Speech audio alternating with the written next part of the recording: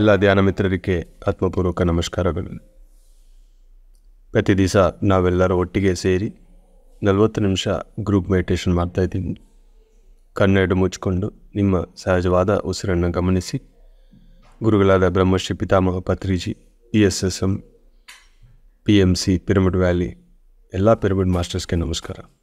ಪ್ರತಿ ದಿವಸ ನಾವು ಎಷ್ಟೋ ಕೆಲಸಗಳು ಮಾಡ್ತಾ ಇರ್ತೀವಿ, ಎಷ್ಟೋ ಜನನ ಮೀಟ್ ಮಾಡ್ತಾ ಇರ್ತೀವಿ, ಎಷ್ಟೋ ಯೋಚನೆಗಳು ಮಾಡ್ತಾ ಇರ್ತೀವಿ. ಆದರೆ ಧ್ಯಾನ ಒಂದು ಮಾಡಿದರೆ ನಮ್ಮ ಮನಸ್ಸು ಒಳಗೆ ಸರಿಯಿಲ್ಲದ ಎಲ್ಲ ಆಲೋಚನೆಗಳು ಹೊಟ್ಟೋಗುತ್ತದೆ. ಎರಡನೇ ಭಾವನೆ ಶರೀರ ಅಲ್ಲಿ ಯಾವುದ್ಯಾವುದು ಬೇರೆಯವರಿಂದ ನಮ್ಮ ಸರಿಯಿಲ್ಲದ ಭಾವನೆಗಳಿಂದ ಬಂದಿರೋ ಎಲ್ಲ ಆಲೋಚನೆಗಳನ್ನು ಕ್ಲೆನ್ಸ್ ಆಗುತ್ತದೆ, ಎಮೋಷನ್ಸ್ ಕ್ಲಿಯರ್ ಆಗುತ್ತದೆ. ಇದು ಮೂಲಕ ಈ ಭೌತಿಕ ಶರೀರ ಅನ್ನೋದು ಯಾವಾಗಲೂ ವಜ್ರಕಾಯ ಥರ ಇರುತ್ತದೆ. ಈ ಶರೀರ ನಾವು ತಗೊಂಡಿರೋದು ಎಲ್ಲ ಧರ್ಮಗಳು ಮಾಡೋಕ್ಕೆ. ಧ್ಯಾನ ಅನ್ನೋದು ಒಂದು ಸಪೋರ್ಟಿಂಗ್ ಟೂಲ್.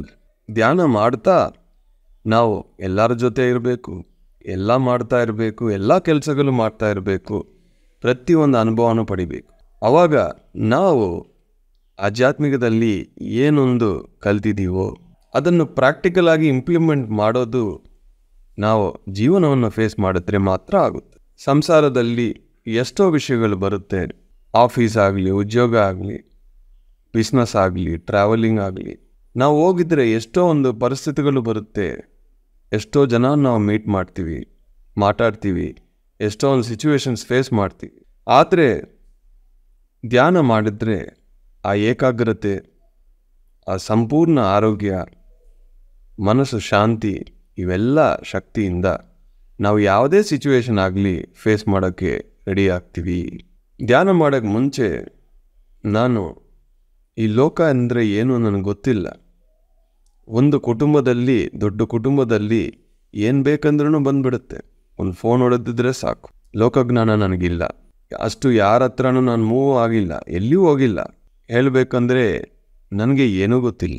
ಧ್ಯಾನ ಅದೊಂಥರ ಯಾವಾಗ ನಾನು ಧ್ಯಾನ ಮಾಡ್ತಾ ಶುರು ಮಾಡಿದ್ದೀನೋ ಹೊರಗೆ ಪ್ರಪಂಚ ಏನೋ ನನಗೆ ಅರ್ಥ ಆಗಿದೆ. ಇಂಡಿಪೆಂಡೆಂಟಾಗಿ ಧೈರ್ಯವಾಗಿ ಹೆಂಗೆ ಜೀವಿಸೋದು ಅನ್ನೋದು ನನಗೆ ಕ್ಲಾರಿಟಿ ಬಂದಿದೆ. ಯಾರ ಹತ್ರ ಏನು ಮಾತಾಡಬೇಕು, ಮಾತಾಡಬಾರ್ದು, ಎಷ್ಟು ಮಾತಾಡಬೇಕು, ಎಷ್ಟು ಮಾತಾಡಬಾರ್ದು, ಯಾವ ಸಿಚುವೇಶನ್ ಬಂದಿದ್ರೂ ಹೆಂಗೆ ಫೇಸ್ ಮಾಡಬೇಕು, ಧೈರ್ಯವಾಗಿ ಸತ್ಯ, ಧರ್ಮ ಇದೆಲ್ಲ ಹೆಂಗೆ ನಾವು ಪಾಟಿಸಬೇಕು, ಏನು ಹೇಳಬೇಕು, ಪ್ರತಿಯೊಬ್ಬರಿಗೆ ಎಷ್ಟು ಹೇಳಬೇಕು, ಸಹಾಯ ಅಂದರೆ ಯಾವ ಕಡೆ ಸಹಾಯ ಮಾಡಬೇಕು, ನಮ್ಮ ಸರಿಯಿಲ್ಲದ ಸಹಾಯನೂ ಅಲ್ಲಿ ಅವರ ಕರ್ಮ ಇಂಟರ್ಫಿರೆನ್ಸ್ ಆಗಿಬಿಡುತ್ತೆ. ಎಷ್ಟು ಸಂಪಾದನೆ ಮಾಡಬೇಕು, ಯಾರು ಕೊಡಬೇಕು, ಯಾರು ಕೊಡಬಾರ್ದು, ಪ್ರತಿಯೊಂದು ಪ್ರಶ್ನೆಗೂ ನನಗೆ ಸಮಾಧಾನ ಸಿಕ್ತು. ಸಮಯ ತಗೊಳ್ಳುತ್ತದೆ. ಧ್ಯಾನ ಮಾಡ್ತಾ ಮಾಡ್ತಾ ಲೈಫು ನಾವು ಫೇಸ್ ಮಾಡಬೇಕು. ಎಲ್ಲರ ಕಡೆಯಿಂದ ಎಷ್ಟೋ ಒಂದು ಜ್ಞಾನ ನಮಗೆ ಸಿಗುತ್ತೆ. ಪ್ರತಿಯೊಬ್ಬರು ಮಾಸ್ಟರ್ಸೇ, ಪ್ರತಿಯೊಬ್ಬರು ದೇವರೇ. ಅವ್ರಿಗೇನು ಗೊತ್ತೋ ಅದರಲ್ಲೇ ಜೀವಿಸ್ತಾ ಇರ್ತೀರಿ. ಅದಕ್ಕೆ ನಮ್ಮ ಮೈಂಡ್ ಎಕ್ಸ್ಪ್ಯಾಂಡ್ ಆಗೋಕ್ಕೆ, ನಮ್ಮ ಹಾರಿಝನ್ ಎಕ್ಸ್ಪ್ಯಾಂಡ್ ಮಾಡೋಕ್ಕೆ ನಾವು ಪುಸ್ತಕಗಳು ಓದಬೇಕು, ಬೇರೆ ಒಬ್ಬ ಮಾಸ್ಟರ್ಸ್ ಅನುಭವಗಳು ಕೇಳಬೇಕು. ಹುಣ್ಣಿಮೆ ದಿವಸಗಳು, ಯಜ್ಞಗಳು ಅಲ್ಲಿ 3 ಗಂಟೆ ಕಾಲ ಧ್ಯಾನ ಮಾಡಬೇಕು. ಮಿಕ್ಕಿದ ಸಮಯ ಡೈಲಿ ಒಂದು 1 ಅವರ್ ನೀವು ಸಿನ್ಸಿಯರಾಗಿ ಸೀರಿಯಸ್ ಆಗಿ ಮಾಡಿದ್ರೆ ಸಾಕು. ಏನಾದರೂ ಕಾಯಿಲೆಗಳಿದೆ, ತುಂಬ ನೋವುಗಳಿದೆ, ಪ್ರಾಬ್ಲಮ್ಸ್ ಇದೆ ಅನ್ನೋರು ಹೆಚ್ಚು ಮಾಡಬೇಕು. ಎಲ್ಲ ಸರಿ ಇದೆ ಅನ್ನೋರಿಗೆ ಬರೀ 1 ಅವರ್ ಇಸ್ ಎನಫ್. ನಿಮ್ಮ ವಯಸ್ಸು 60 ಮೇಲೆ ಇದೆ ಅಂದರೆ 1.5 ಅವರ್ ಇಷ್ಟು ಧ್ಯಾನ ಮಾಡ್ತಾ ನಮ್ಮ ಲೈಫಲ್ಲಿ ಎಷ್ಟೋ ವಿಷಯ ಕಲಿಬೋದು. ಎಲ್ಲರಿಗೆ ಹೇಳ್ಕೊಡ್ಬೇಕು, ಎಲ್ಲರಿಗೆ ಧ್ಯಾನ ಸಿಗಬೇಕು. ಧ್ಯಾನ ಒಂದೇ ನಮಗೆ ಒಂದು ಬ್ಯಾಕ್ಬೋನ್ ಥರ. ಶಕ್ತಿ, ಬುದ್ಧಿ, ವಿಶೇಷ ಶಕ್ತಿಗಳು ಇದೆಲ್ಲ ನಮಗೆ ಧ್ಯಾನದಿಂದ ಸಿಗುತ್ತೆ. ನಮಗೆ ನಮ್ಮ ಆತ್ಮಕ್ಕೆ ಏನೇನು ಬೇಕೋ ಎಲ್ಲ ಧ್ಯಾನದ ಮೂಲಕ ಸಿಗುತ್ತದೆ. ಒಂದು ಸತಿ ಗುರುಗಳು ಪತ್ರಿಜಿ ನಮಗೆ ಹೇಳಿದ್ರು, ನೀವು ಧ್ಯಾನಕ್ಕೋಸ್ಕರ ಬಂದಿದ್ಯಾ ಅಂತ. ಆವಾಗ ನನಗೆ ಒಂದು ಕನ್ಫರ್ಮೇಷನ್ ಬಂತು, ಧ್ಯಾನಕ್ಕೋಸ್ಕರ ನಾನು ಹುಟ್ಟಿದ್ದೀನಿ. ಸೊ ಧ್ಯಾನಕ್ಕೆ ಸಂಬಂಧಪಟ್ಟ ಎಲ್ಲ ಕೆಲಸಗಳನ್ನು ನಾನು ಮಾಡ್ತಾ ಬರ್ತೀನಿ.